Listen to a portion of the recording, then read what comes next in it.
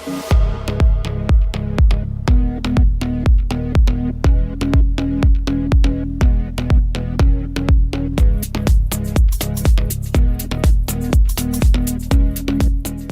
going on, YouTube? How you guys doing? Today we are going to be talking about The Last Blockbuster. Yes, guys, you heard that right. The Last Blockbuster. It's directed by Taylor Morden, and it was written by, hopefully I'm getting this correct, Zeke Cam. Guys, I just want to talk about this movie. I got on Netflix this morning. It had me blown away. It is very informative. It had a few great laughs. Basically, this movie is a documentary film about the Last Blockbuster, which is in Bend, Oregon. Yes, there are no more Blockbusters like back in the day. We had the Blockbuster video rental stores, and this movie informed me that when I watched the movie, I was aware of this fact that there were 9,000 of these stores, and now there's only one left. Guys, you got to realize I grew up on Blockbuster, like the video store. I grew up on local video stores. This movie had an interesting way of interpreting local video stores with the big franchise known as Blockbuster, and how it all went down to just Blockbuster being one store. Like one store was left. I believe there were 4 stores. There were 3 in Alaska, and now it all went down to just one in Oregon State. And the city that it's in, or the town I should say, is Bend. So the movie basically, it revolves mostly around, they talk about how Blockbuster came to being what it was, the people that acquired it, and then, the demise of it, the downfall of Blockbuster. And I was very interested to see this movie because, personally, guys, I thought that the downfall of Blockbuster, and I'm not, pointing any fingers to anyone, and I'm not being personal to any companies or anything, I enjoy all the streaming services, I enjoy all the platforms, I enjoy Redbox, I enjoy Netflix, I enjoy all the services that we have today available to us.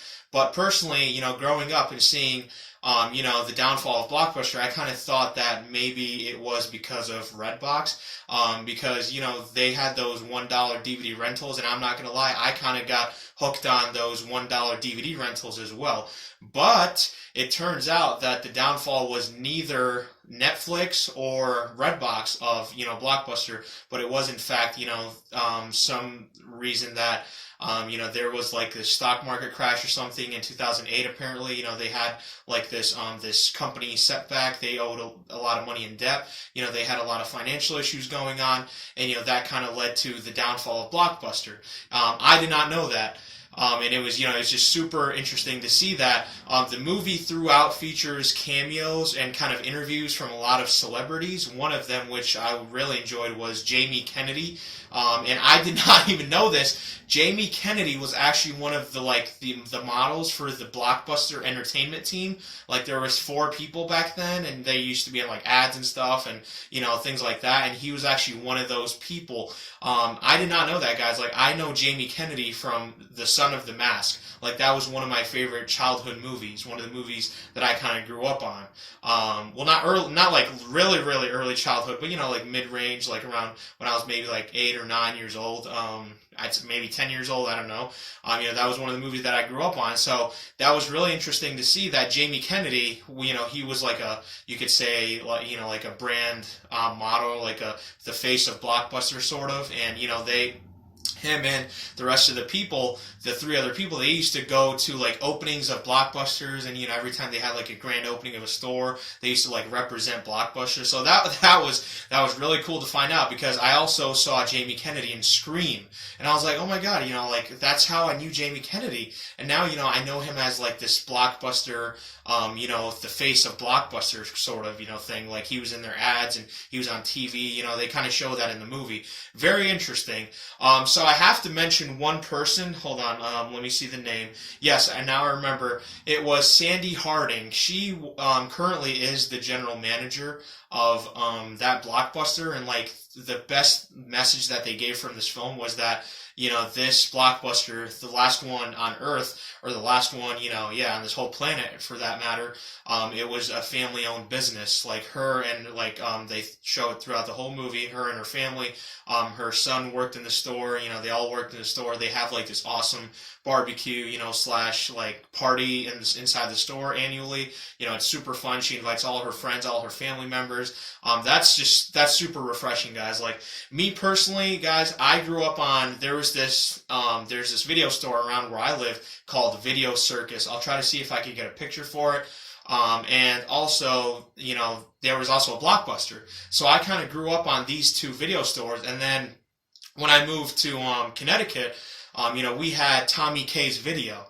And I just remember going into the store, just being able to smell those, like that smell of fresh CDs, or I don't know what it was. Every time you went into a video store, like every video store would have its certain smell, especially like Blockbuster. You go in, and just that, that whole nostalgic feeling. It was just fantastic. Just going in that store, and I could sense. I mean, I didn't experience the whole nostalgia recently, or in years for that matter. But I do want to experience that again. And for as far back as I can remember, I enjoyed that. Just walking in, smelling the CDs, going in the back. They had a section for video games. They had a section for kids movies, adult movies, horror movies, action movies, comedy movies. There would be like this, the local video store I used to go to, they had like this thing where they would have like this bead, like these beads, and you would go through the beads, and there would be like all these adult movies, and kids weren't allowed in there. It was pretty funny. And some dude would always try to sneak in, and it was just hilarious. And then, Blockbuster came around, and you could actually buy movies from Blockbuster. You could buy video games and stuff like that. It was super refreshing, and, this movie really brought back that nostalgic feeling. Just the other day, I was actually passing through in a store, and I was shopping, and I ran into these right here. These are actual puzzles sent out by the Blockbuster company, and I just had to buy them. I think they only had these 3 ones left. Let's see which ones we have. I have Office Space, the puzzle for Flashdance, and a puzzle from Footloose. I enjoy all of those movies. Those are classics. Every time I run into memorabilia, however you say it, I don't know, collectibles. Yeah, collectibles. Whenever I run into that, I always try to pick it up. I always try to purchase it. I'm a big fan of memories, and picking up stuff from that lost, forgotten genre, that era. And that's what this whole movie is about. Like that generation of being able to go to a video store physically, touch the DVDs or the VHS, and just pick it out. Like couples going for like a date night. A guy picking out a movie, and then a girl picks out like another movie.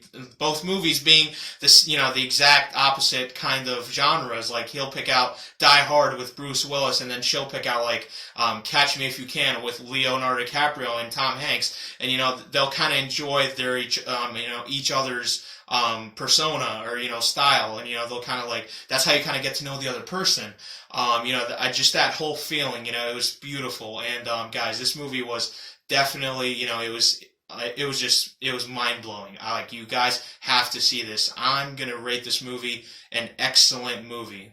You have to check this out, guys. It recently came out on Netflix. I think literally yesterday it came out. Yesterday or the day before. And, I just saw it because I remember, I think I added it to my list. When it comes on Netflix, it'll go to my list. So that's how I saw it. And, I also saw it with a good friend of mine who's really not into those kind of movies. But then, he started watching it, and he was like, oh, holy shit. I actually enjoyed this movie. It kind of brought back good memories. When he went to rent the movies like Dawn of the Dead or Hellboy or House of the Dead. I don't know. He's into horror movies, so movies like that. And it just brought back so many good memories. I remember me personally going into a video store. I wanted to see the movie War of the Worlds with Tom Cruise, and also King Kong, the one directed by Peter Jackson. So when those movies both came out, we had to wait fucking, I'd say at least 10 to 15 days to grab one of those movies because, like, it was just, we had to wait so long because people would take those movies, from our local video store. And, I remember we went to Blockbuster and, they had like 100 copies of that movie. That was like one of the upsides of Blockbuster. So, that was so cool. It took me to like this nostalgic moment. I have very few of those guys. It's certain movies or certain things that do that. And, this movie is definitely gonna do that for you. So definitely go check this out. It's an excellent movie. And guys, I'm going to be doing a giveaway once I hit 1,000 subscribers. So all you have to do is just comment down below. And once I hit 1,000 subscribers, you just have to comment in the comment section, hashtag subscribed and 1,000 subscriber giveaway or 1,000 subscribers giveaway. You just have to do that. So I look forward to, hearing from you guys. Let me know down in the comments below what was your favorite nostalgic moment or what's the most favorite movie that you ever rented from Blockbuster. I definitely want to know that. And guys, thank you so much, as always, just for supporting my channel. Just like my video, follow my channel, and please also just subscribe to my channel and hit that bell icon so you can be updated with the latest info. Thank you guys so much, and peace out.